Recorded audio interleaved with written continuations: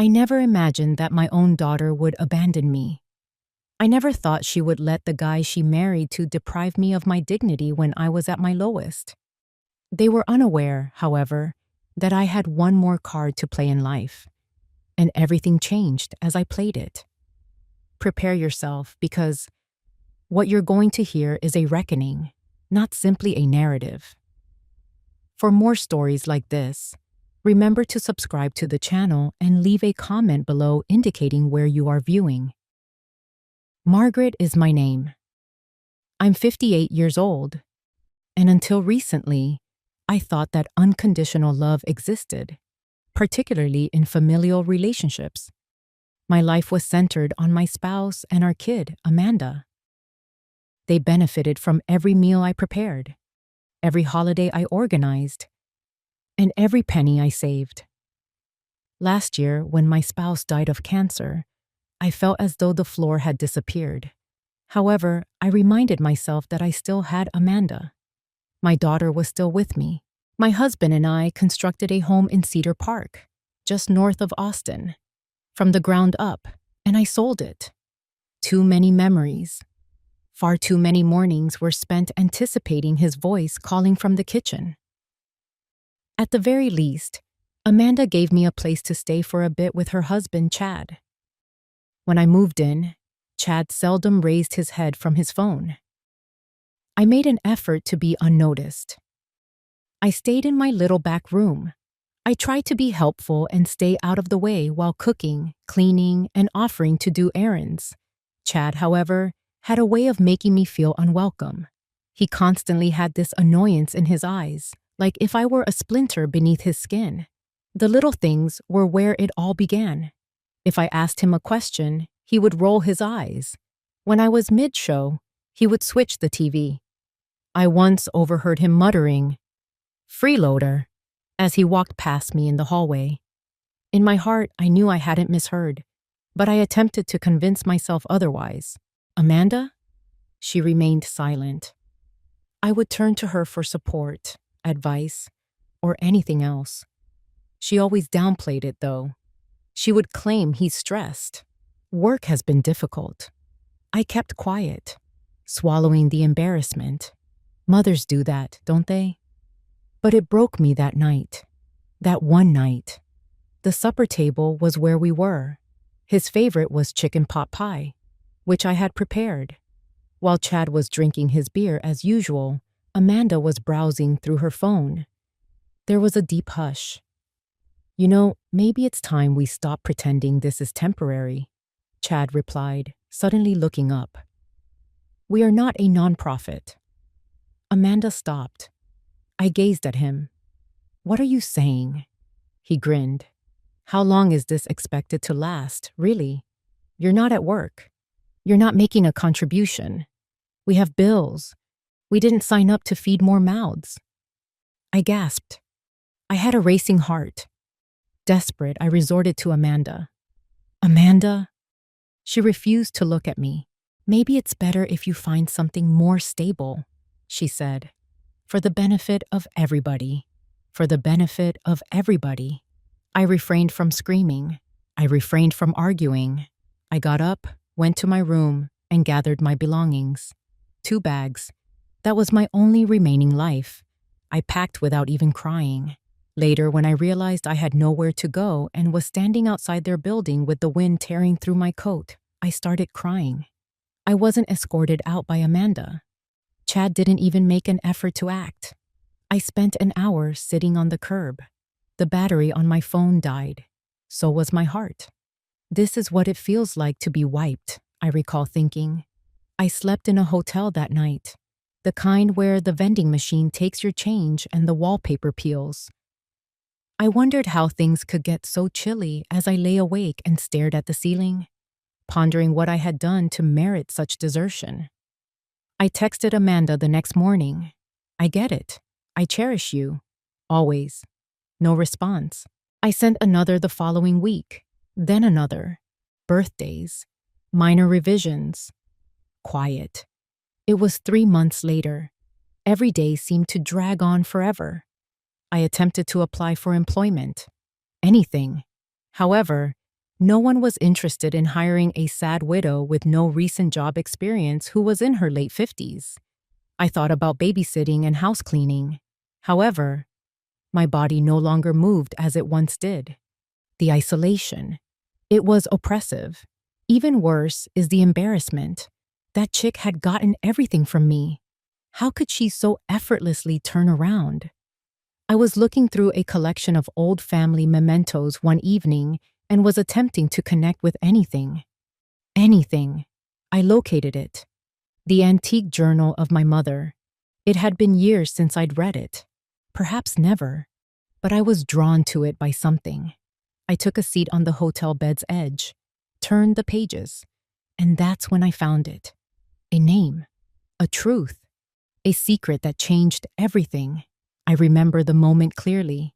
My hands shook. My heart raced. Because suddenly, I wasn't just the mother who got kicked out. I was someone else entirely. And for the first time in months. I smiled. They took everything from me. But they had no idea what was coming. After that night, the days blurred into each other like gray watercolors bleeding on a wet canvas. The motel room smelled of stale air and distant cigarettes. The buzzing hum of the vending machine outside my door became a lullaby of defeat. I stayed quiet. I didn't cry every night, but when I did, it was quiet. The kind of crying where your whole body trembles, but you keep it inside because no one's coming to comfort you. I texted Amanda again on the fourth day. A simple message. I'm okay. Just wanted to know how you are. No reply. I tried again 2 weeks later. Just a heart emoji. Nothing. I told myself she was busy, that she'd come around, that Chad must be twisting things. But as the weeks rolled on, that hope started to rot inside me. My money was thinning. I tried getting part-time work. Grocery stores, front desks, even a diner down by the highway. But I was either overqualified or not a good fit, which is just polite code for too old and too tired. One night, I sat on the floor of that room, sorting through the only box I had brought with me that wasn't clothes. It was a dusty memory box from the house. Some old photos, a few letters, and tucked at the very bottom, a small leather-bound book. My mother's diary. It surprised me. I don't remember packing it. I almost put it back. But something about the way the leather felt in my hands made me pause. I lit the old lamp on the side table and opened the first page. Her handwriting hadn't changed from the notes she used to slip into my lunchbox as a kid. Looped, neat, always in ink. At first, it was ordinary stuff. Weather, church, complaints about grocery prices. But then I got to the entry dated June. He came again today, said he wished things were different, that he wished I could be his wife. But he has a family, a business, a name to protect. Margaret will never know. She must never know. I just pray one day she understands how much I loved her. Even if she was born out of mistake and desire. I read it twice. Then again, she must never know. My breath caught in my chest. I flipped further. Entry after entry. Hints, memories, meetings at hotels. Small cash payments she tried to refuse but needed desperately. She never named him in full. Only initials. HJS. But then, another entry. February. He said he'd made arrangements. That if anything ever happened to him, he'd ensure Margaret had something. A part of what he built. It won't be official, of course. It's too dangerous. But he promised me. A trust. A letter. He said his lawyer, Mr. Goldstein, would know. That name. It hit me like a punch to the stomach. Goldstein. I'd seen it before. It took me 2 days and several online searches from the motel's shared computer. But I found him. Leonard Goldstein. Retired estate lawyer. Still listed under a private firm in Dallas. I didn't call. I couldn't. My hands trembled too much. Instead, I sent a letter, a real handwritten letter explaining who I was, who my mother was, and asking, begging for a conversation. 2 weeks later, I received a call. I remember the way his voice cracked when I mentioned my mother's name. He knew her, not just professionally, personally. "I always wondered if you'd reach out someday," he said. "There's something you need to see." I took a Greyhound to Dallas the next morning. My suitcase was half packed, just in case he turned out to be some scam artist. But when I walked into that quiet office, filled with old books and even older silence, I knew it was real. He handed me a sealed envelope, yellowed, fragile. It was from Harold James Sterling, the founder of Sterling Energy, one of the biggest oil firms in Central Texas. A man I'd seen in newspaper clippings all my life. A man with a family, a reputation, a legacy. The letter was addressed to my daughter, Margaret Louise. I couldn't read the whole thing in one go. I cried before the second paragraph. He admitted everything, the affair, the regret, the silent love, and then the promise. "In the event of my death, I have ensured a portion of my personal assets, untraceable through my estate, are to be delivered to you via Mr. Goldstein. You are my blood, and though I was too much a coward to claim you in life, I claim you now in death." Mr. Goldstein slid a folder across the table. Inside, bank accounts, a modest investment portfolio, ownership papers, titles, the total value, a little over $5 million. I stared at the papers, then at him. "This is real?" I whispered. He nodded. "It's yours. Always was." My heart thundered, not because of the money, but because for the first time in my life, I felt chosen, seen. I didn't scream or laugh or break down. I just sat there, quiet as a whisper, letting the truth wash over me like a long-awaited rain. That night in my motel room, I didn't sleep. I stared at the ceiling like I had for months, but this time, with a smile creeping onto my face. They thought they discarded me. They thought I was done. But they had no idea. I wasn't broken. I was just getting started. I didn't go back to Austin right away. Something inside me had shifted, permanently. I wasn't just Margaret, the forgotten mother. I was someone new now, someone who had been lied to her entire life and finally saw the truth. For the first time in months, maybe years, I wasn't drowning in shame. I was breathing in clarity. I stayed in Dallas for a few more days, just walking through neighborhoods, sipping coffee in silence, watching people live their lives, people who hadn't been tossed aside like I had. And for the first time, I didn't envy them. I studied them. I wondered who among them wore smiles that masked heartache, who had been betrayed, who had clawed their way back from being invisible. Leonard Goldstein didn't just give me the inheritance. He gave me time to process, time to understand what I now held in my hands. It wasn't just wealth. It was power, and I had no idea what to do with it. But grief has a way of becoming fuel when you've been humiliated enough. When I returned to Austin, I didn't go back to the motel. I booked a short-term rental downtown, just off South Congress. Clean, modern, quiet. The kind of place Amanda and Chad would never imagine me affording. I began dressing differently, more polished, more deliberate. Not flashy, just invisible in a new way. The kind of invisible that gets you through doors. I started watching YouTube videos on investing, real estate, contracts. I learned the language of business. Not because I wanted to build an empire, but because I wanted to protect myself. I would never be powerless again. That's when I found it. The listing was buried on a real estate auction site, a unit apartment building in East Austin, a little rundown, but structurally sound. The location, the exact complex where Amanda and Chad lived. I sat there, staring at the screen, heart pounding. It was listed as distressed, with the owner defaulting on property taxes. Auction scheduled in 2 weeks. I didn't hesitate. With Mr. Goldstein's help, I created an LLC, an anonymous shell company. I filed the paperwork, transferred the funds, and placed the bid. I wasn't planning revenge, not exactly, but I was going to take control of the one place they thought they ruled. The auction came and went. I won, quietly, legally, entirely under the radar. And just like that, I owned the building where they lived, where they kicked me out with 2 suitcases and a hollow excuse, where they humiliated me in my lowest moment.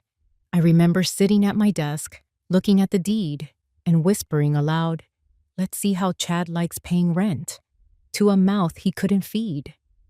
A month later, the notification letters were sent out to all tenants.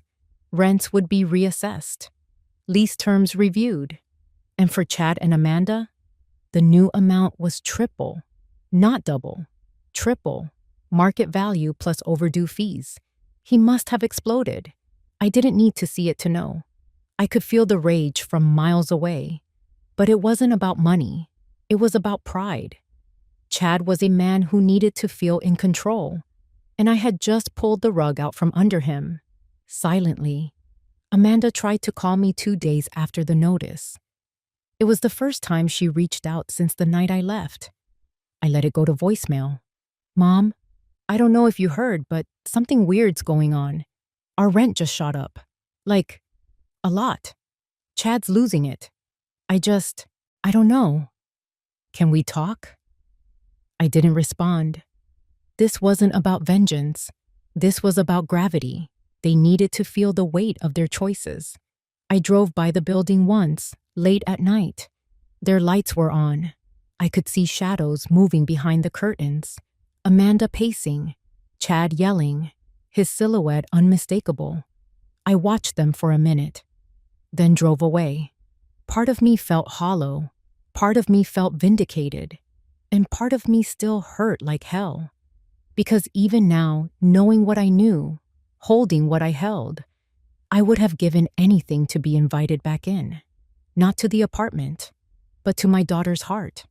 But I knew that wasn't possible. At least not yet. So I stayed silent. And I waited. Because sometimes, the loudest justice is the one that doesn't say a word. And I wasn't finished yet. I didn't realize how much I had changed until I saw Amanda at the grocery store 3 weeks after the rent increase. She didn't see me. I was 2 aisles over, hidden behind a rack of discounted cereal. She looked tired. Not just tired, worn down. Her hair was tied back sloppily, the way she used to do when she'd been crying. Her cart was half empty, mostly cheap staples. Rice, eggs, a few off-brand cans. I should have walked away. I didn't.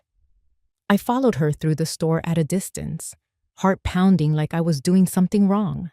She paused in front of a small box of mac and cheese, then looked down at her phone. A text from Chad, maybe. Her shoulders sank. She put the box back. That moment broke me, not because I pitied her, but because I remembered the little girl who used to run to me crying when she scraped her knee. The one who asked me every night to check for monsters under her bed. And now, she was living with one. I drove home that day and sat on the couch in silence for hours. I stared at the window, thinking about how life had twisted us into strangers. But I reminded myself, this wasn't punishment. This was consequence. And consequence was long overdue. I had plans now, not just the building, but a quiet, slow chess match. Every move calculated, every step thoughtful. With the LLC fully in place and the property legally transferred, I started repairs. Small ones at first. Leaks, broken locks, flickering lights. Chad never noticed. He was too distracted by the rent increase, yelling at the property manager by email, demanding answers. But I knew him, knew how his ego worked. He wasn't going to move. He'd see that as defeat. And Amanda? She'd follow his lead as she always did. So I kept going. I changed the property signage, had a security camera installed near the lobby, updated the tenants' mailboxes, all under the name of my company, ML Holdings, short for Margaret Louise. No one knew who was behind it. Then came the notice. Annual inspections. Mandatory. Chad sent a furious response through the tenant portal, filled with empty threats and self-righteous indignation. I smiled reading it. He was unraveling, and I didn't need to lift a finger. Meanwhile, I was becoming someone I barely recognized. I wore my hair differently now. Sharper clothes. I walked with purpose.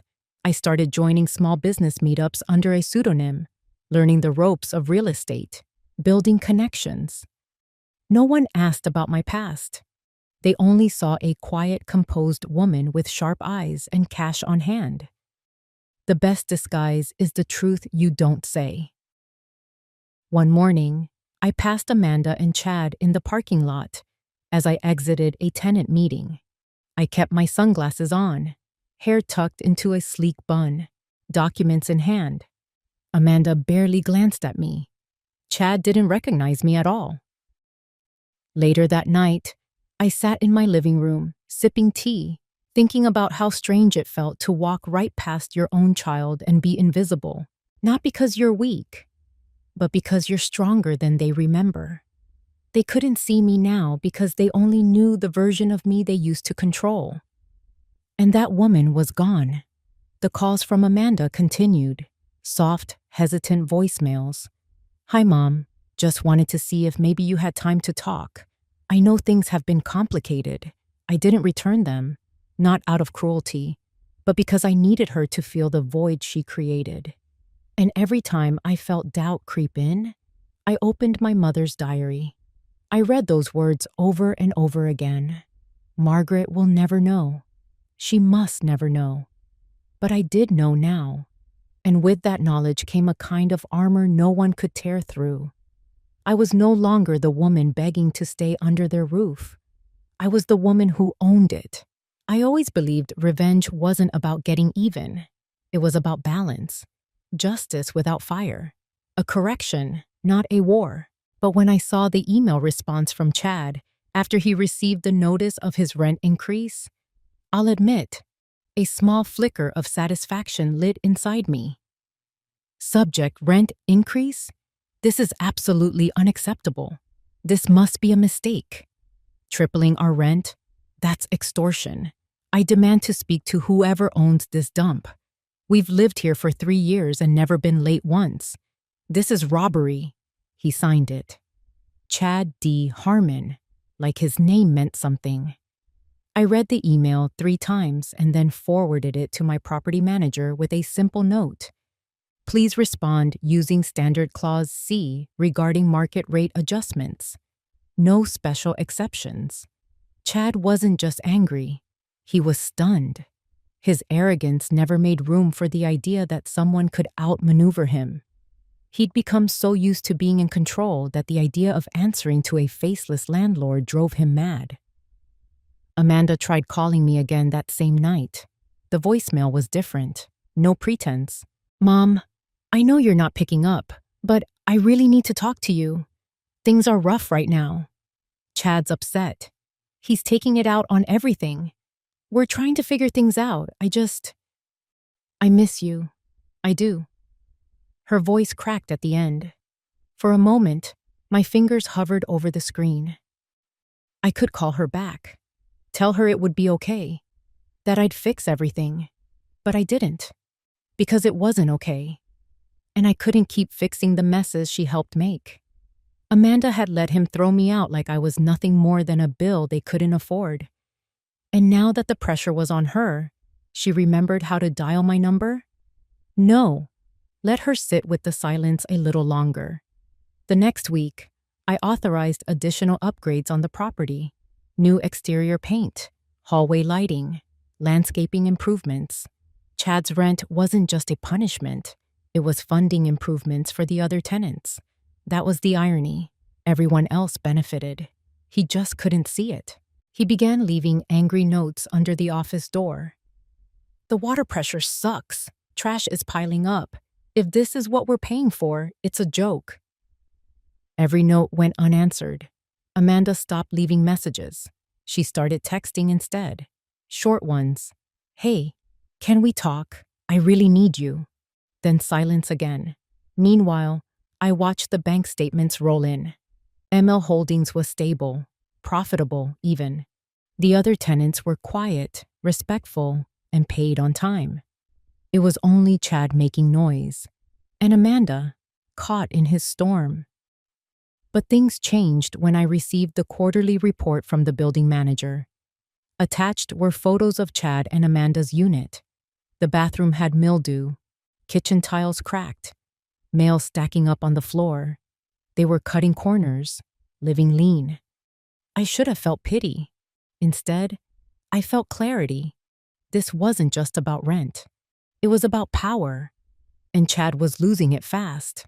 Word around the building was he'd started taking on extra hours at work. Amanda was seen crying on the back steps one afternoon by another tenant. They were unraveling from the inside out. And I didn't have to say a single word. That was the part I kept coming back to. For so long, I was the one begging to be heard, begging Amanda to see what Chad was, to see what she was becoming by standing beside him. Now, they were choking on their own silence, and I was watching from above. Literally. My new apartment overlooked their courtyard. Different building, higher floor, safer neighborhood. A view they could never afford. I didn't watch them all the time, just enough to remember that I wasn't crazy, that I hadn't imagined the betrayal, that what they did to me deserved consequences. And yet, despite all that, some nights, I still found myself sitting by the window, holding my phone, staring at Amanda's last message. I really need you. The woman inside me, the mother, ached. But the woman I had become? She knew this was only the beginning.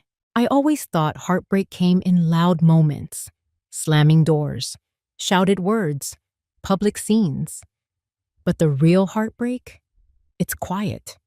It comes in the form of a voicemail you don't return. A message left unread. The silence between you and someone who once called you mommy. The calls from Amanda stopped. The texts slowed. But the damage on her end only seemed to grow. From what I gathered through the building staff, the tension in their apartment had turned into open hostility. Chad was snipping at everyone, refusing maintenance requests, and demanding unnecessary inspections, looking for someone to blame. Amanda, I was told, looked like she hadn't slept in days. I didn't rejoice. I didn't celebrate.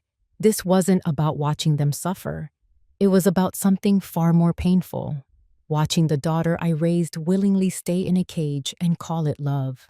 One afternoon, my property manager sent over a report after a noise complaint. The neighbor downstairs had heard a heated argument, shouting, "Something about losing control, and this is all your fault." Chad had stormed out and didn't come back until the next morning. Amanda stayed locked inside the apartment the whole night. Lights off, curtains closed. I waited. Not for Chad, for her. It took 2 more days. 2 long, aching days. Then, just as the sun was dipping behind the trees one evening, my building's intercom buzzed. "Hi, this is Amanda Harmon. I was wondering if my mom lives here." My heart stopped. I didn't answer right away. I just watched the screen. Frozen. Then slowly, I pressed the door release. 10 minutes later, a soft knock echoed at my apartment door. When I opened it, she stood there looking like a shadow of the girl I raised. Pale, makeup smudged, wrinkles in her shirt. She looked 20 years older than she was. We stared at each other for a long time. Neither of us spoke. Finally, she let out a breath. "Hi, Mom." I stepped aside. She walked in slowly, like she wasn't sure she was allowed to. The room was silent except for the clink of teacups as I prepared 2 mugs. I didn't ask why she was there. I didn't ask how she was. I just handed her the tea, sat down across from her, and waited. "I don't know where to start," she said, her voice barely above a whisper. I said nothing. She looked down. "Chad's not. He's not easy. He's angry all the time. Blames the rent. Blames me. Blames the dog next door, for God's sake." Still, I stayed silent. I thought I was doing the right thing. Back then, when we asked you to leave, asked as if I had a choice. I just wanted to keep the peace. I didn't want more conflict. Chad said. She paused. He said, "You'd never leave unless we pushed you." And God, I hate myself for agreeing. I took a sip of tea. "I miss you," she whispered, "but I don't know how to fix it." I studied her face. Every line, every flinch. She was looking for forgiveness, but afraid to ask for it. So I gave her the only thing I could. Silence. Because sometimes silence is safer than the truth. We sat like that for nearly an hour. She didn't ask for money. She didn't ask for help. She just wanted to be near me. And I let her.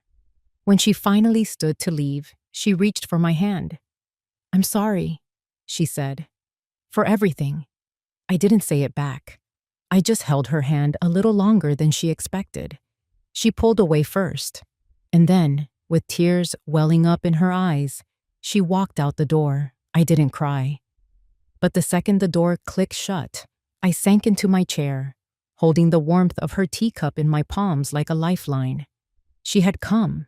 She had looked me in the eye. And now I knew. The cracks were finally starting to show. The thing about power, real power, is that you never have to raise your voice to use it. You don't slam doors or shout threats. You just pull a string here, close a door there, and watch the ones who underestimated you start to squirm. And Chad? He was squirming. After Amanda's visit, things grew darker in that apartment. I didn't need a camera to know it. You can feel a house unraveling if you listen closely enough. The maintenance team told me Chad had become unhinged, storming down to the management office twice a week, demanding to know who owned the building. He wanted names. He wanted a face. He wanted someone to blame. The fact that he didn't have one, that made him spiral. He started digging. I knew he would. Chad wasn't the type to accept defeat quietly.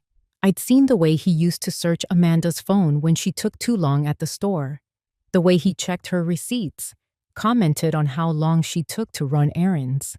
Possessive didn't even begin to cover it. So when he started poking around for the name behind ML Holdings, I was ready. He started by trying to look up the LLC. Standard.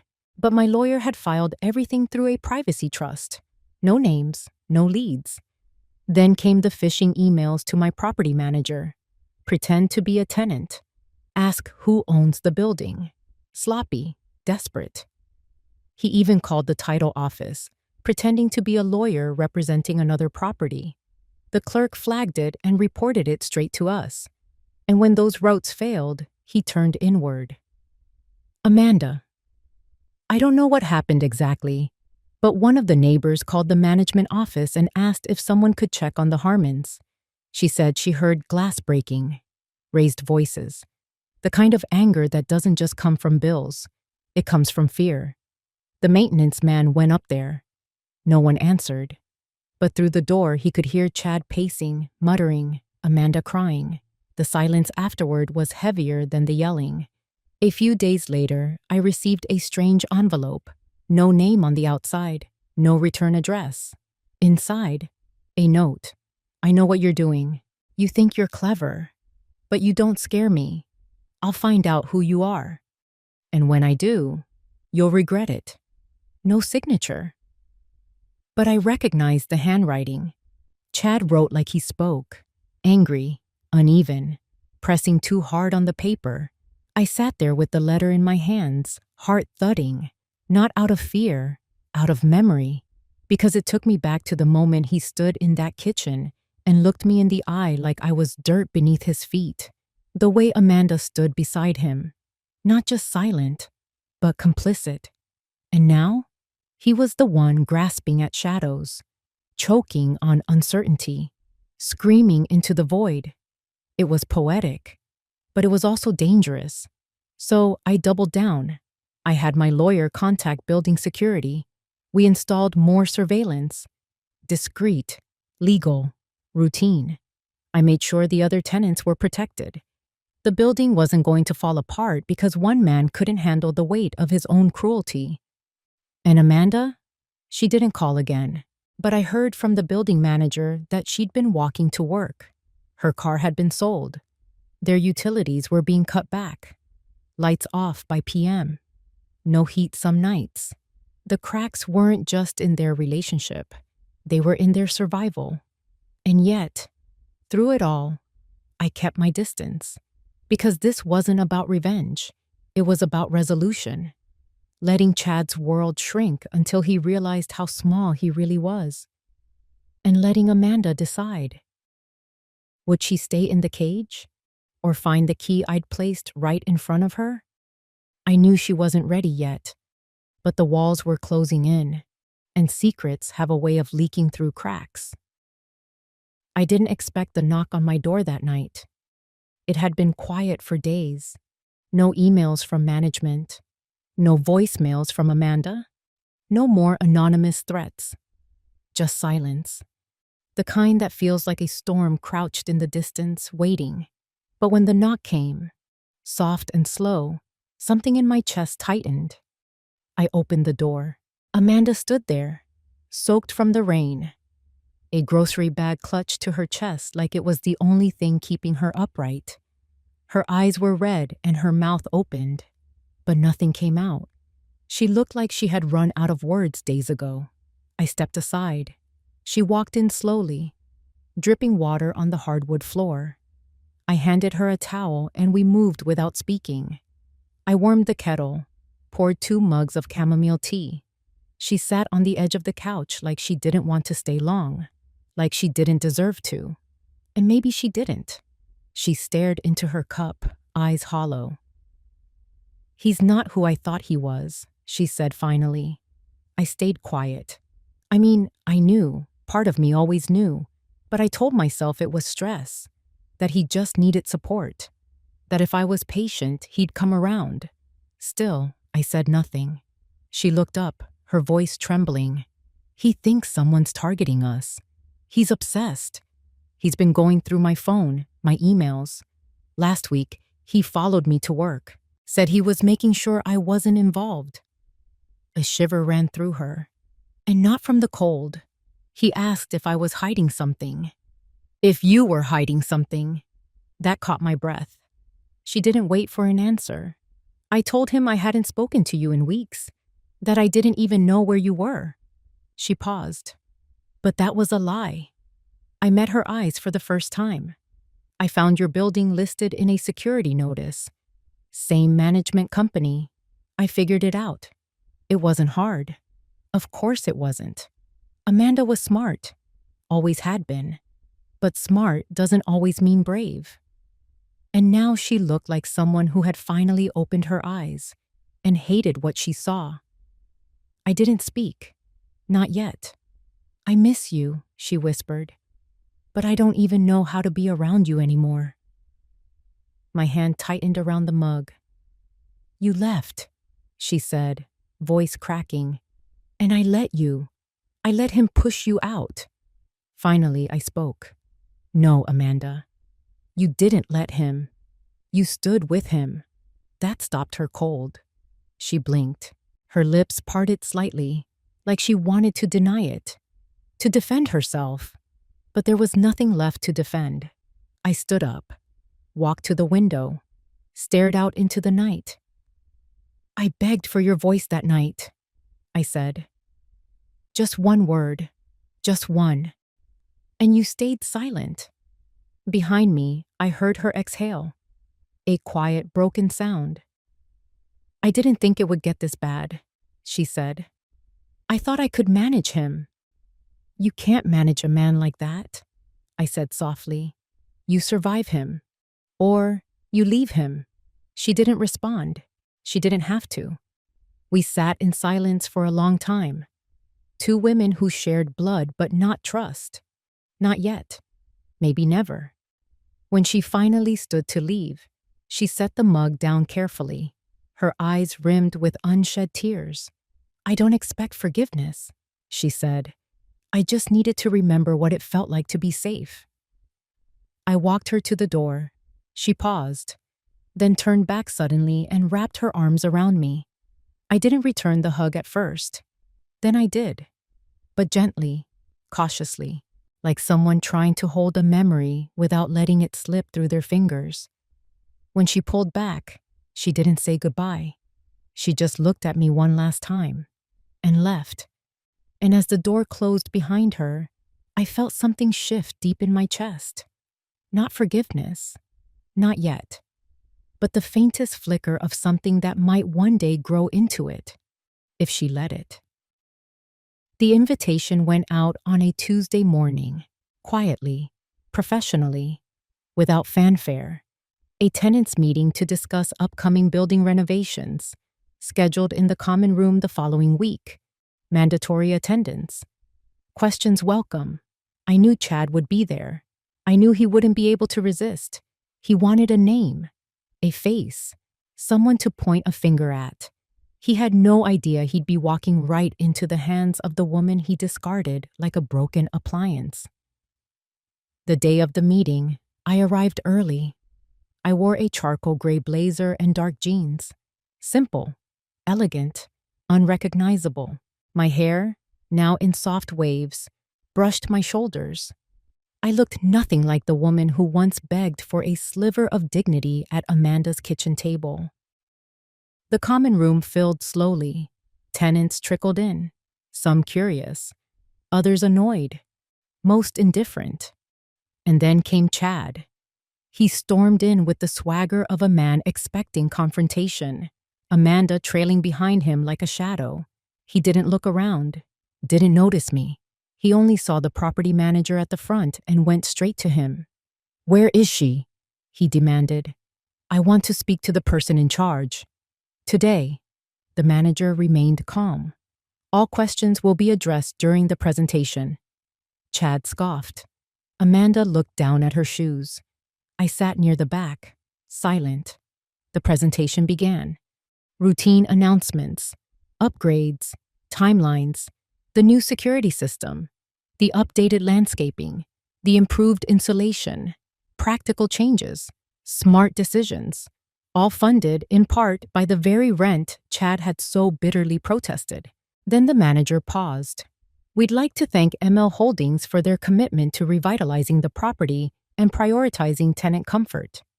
The owner is here today. Should anyone have questions?" I stood up.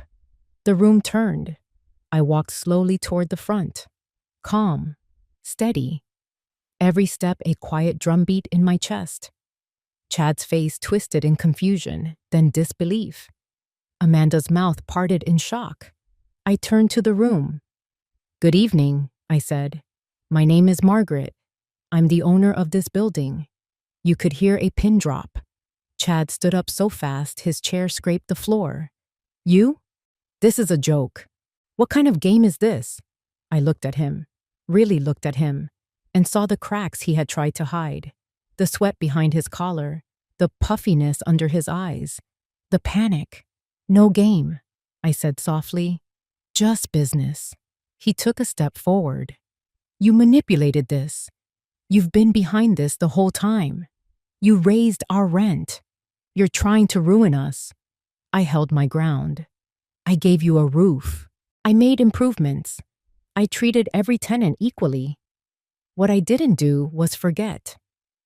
He opened his mouth to speak, but I turned back to the group. "If anyone has questions about the changes or improvements, I'm happy to answer them after the meeting." "Thank you."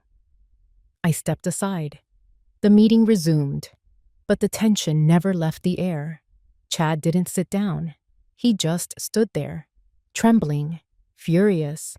Amanda sat with her hands clasped tightly in her lap, eyes wide and wet. When the meeting ended, tenants came to me, shaking hands, asking questions, thanking me. Some had suspected. Most had no idea. Chad waited until the room emptied. Then he marched toward me. "You think you've won?" he hissed. "But this is nothing. You've made an enemy." I stared at him, eyes level. "No, Chad, I didn't make anything. You did. The day you looked me in the eye and treated me like I didn't matter." Amanda stepped between us. "Chad, stop." He turned to her, shocked. "What did you just—" "I said stop," she repeated louder this time.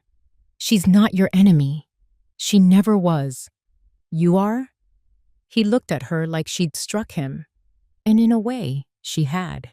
Amanda turned to me, her voice trembling. "I didn't know, I swear, about the building, the money, any of it." I nodded. "I know. Why didn't you tell me?" "Because you had to see it, not just hear it." She blinked back. Tears. Chad scoffed, stepping back. "You two deserve each other." "No," I said quietly. "She deserves better." Then I turned and walked away. And for the first time since that awful night in their kitchen, I felt something shift inside me. Not revenge, not satisfaction, but power. Quiet, firm, and entirely mine. Amanda showed up at my door again 4 days later, this time holding something in her hands that made my knees buckle the second I saw it. A book, faded leather, corner torn, the spine barely holding. My mother's diary. I opened the door without a word. She stepped in, eyes wide, her breath shaky. "I found it in my closet," she said. "The last time I visited you, you must have left it behind." She placed it on the coffee table like it was sacred. And for me, it was. I read it. My heart stopped. I wasn't trying to pry, she rushed, but I recognized her handwriting. I was looking for something that made sense. Silence fell between us like a curtain, heavy, still. "I didn't know about Harold Sterling," she whispered, "or the money, or the trust, or any of it." I nodded once. Slowly. I didn't know either, not until I had nothing else to lose. Her voice broke. "Mom, why didn't you tell me? Why did you let me believe you were helpless?" I looked her in the eye, and for once, she didn't look away, because I was helpless. "The night you closed the door on me, I didn't have a plan. I didn't have money. I didn't even have a place to cry where someone wouldn't knock and tell me to keep it down." Amanda winced. I found the diary at my lowest point, when I was counting coins to eat dinner, when I hadn't spoken to anyone in a week. That diary, it didn't just tell me who I was. It reminded me that I mattered, that my mother didn't just love me, she fought for me, silently, without ever being able to show it. Amanda sat down, hands clenched in her lap. I don't know how I became the kind of daughter who could do what I did. I keep asking myself that, over and over.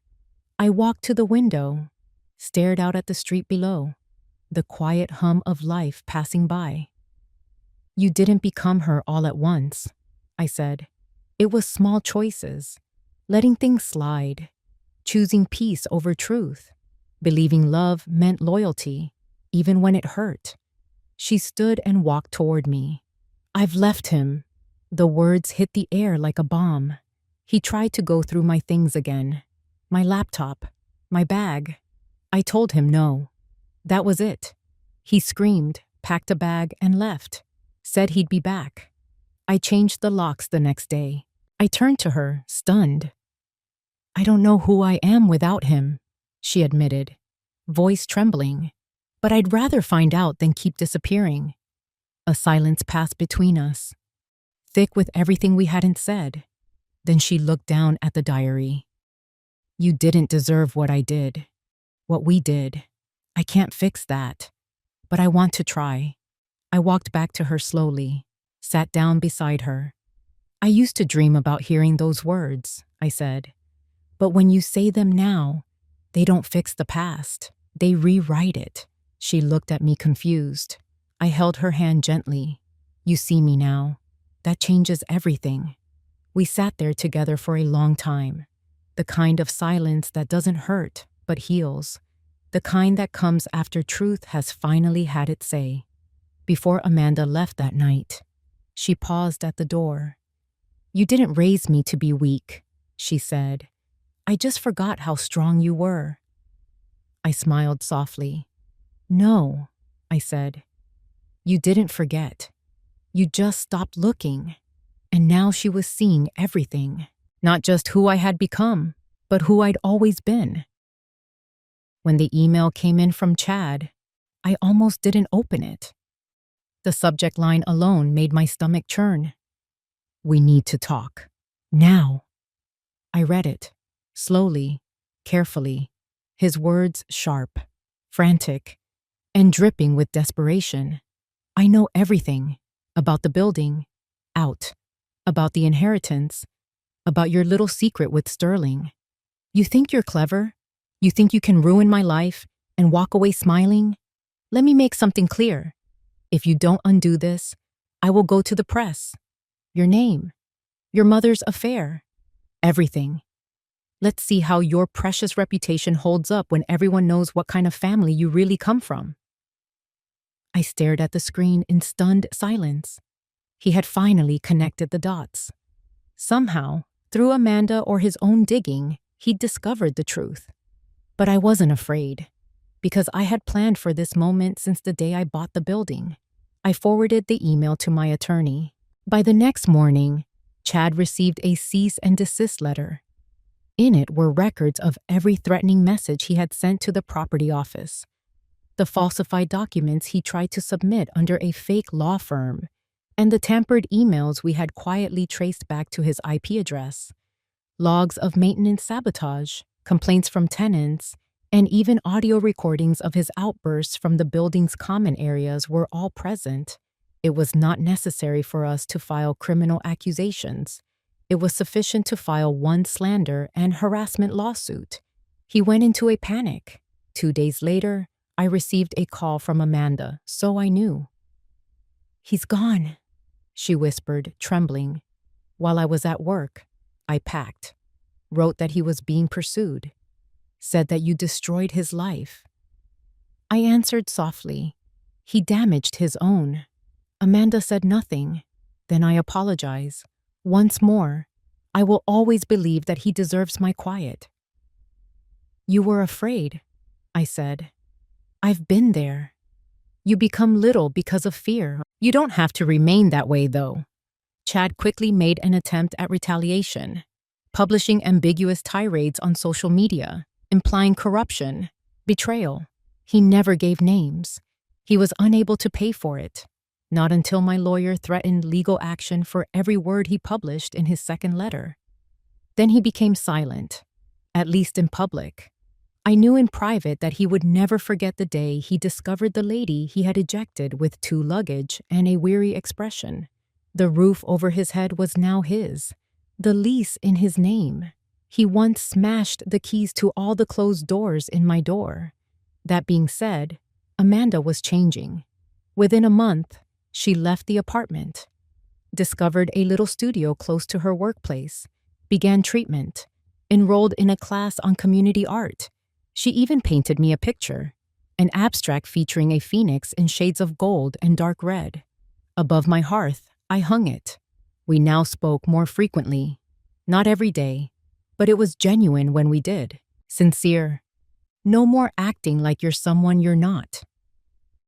The final puzzle piece arrived in an envelope. One more letter. From Mr. Goldstein. This one.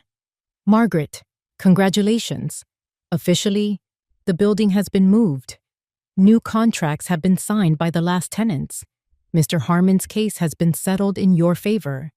You may now sell hold, or reorganize as you choose. I gently folded the letter, pressed it on my chest. Money wasn't the only factor here, or real estate, or retaliation. Truth was at issue here, about getting my name back, my tail, my power. I gave a realtor a call the next morning. I was prepared to end the last chapter and let the door open to a life I didn't have to live anymore. At last, I could live it, according to my terms. In late April, I sold the building. It was a clear, sunny Tuesday when the last documents were signed. Not much fanfare, not a ceremony, only the soft click of a pen, a hard handshake. And at last, the burden of 3 years of silence, betrayal, and anguish is being lifted. The next day, the funds were sent to my account. I didn't celebrate, though. I wrote a check instead. A big one. A local refuge for women and children in need received half of the sales. I wish I had known that type of facility existed when I was standing on the sidewalk that night with 2 luggage and no one to contact. I requested that a wing be constructed in my mother's honor, Eleanor's home. It was my way of paying tribute to the woman who silently gave me strength. He concealed a lifetime of secrets in order for me to learn the truth and surpass the expectations of the world. The other half? I purchased a modest home with it. It was not ostentatious. It's just a cute little 2-bedroom house in Cedar Park on the same street where I grew up. There are oak trees in front, a swing for the porch, enough room to recuperate, to grow tomatoes if I ever felt like it, and to be peaceful. Amanda assisted with box carrying on the day I moved in. She remained silent. I didn't either. However, she sat next to me on the porch swing once we had finished unloading, snuggled beneath her legs. She looked around the street as if she was trying to identify the girl she had been. She said, "I remember riding my bike here." I nodded before things became difficult. I informed her that you were always safe here. She said, "I forgot how that felt." We didn't discuss Chad. We didn't have to. His chapter had ended without any fanfare, nothing but quiet. He vanished into an other city, a new position, most likely a fresh falsehood. But first, he discreetly dropped his threats and signed a non-disclosure agreement. Another court battle was the last thing he wanted. Or worse, for the truth about him to be revealed to everyone. Now he was a ghost. For supper, Amanda stayed. We prepared tomato soup and toasted cheese sandwiches just like we did when she was younger. When she scorched one side, she giggled. When she attempted to place the blame on the pan, I chuckled. For the first time in years, we really laughed together. After she departed that evening, I watched the moonlight spread across the front yard while I stood at the window with a cup of tea in either hand. And I said the words out for the first time in a very long time. I pardon you, not to Amanda, to me, since that was the most difficult portion, failing to rise from the ashes, but discovering that I was never the flame they attempted to put out. They misjudged the spark that was me. Silence, they taught me, was weakness. However, I discovered how to use it as a weapon. They attempted to remove me, and I turned into someone people would always remember. I took a seat on the couch, took out the diary for the final time, and placed a note inside for Amanda to discover later. To be worthy, you don't need their adoration. To be powerful, you don't need their approval. All you need is the truth. And to always remember who you are. There was a faint ticking of the clock in the background. In my palms, my tea became chilly. However, my heart? At last, it was warm. I didn't have to yell. I didn't have to prevail. All I needed to do was be myself. And now I was home at last.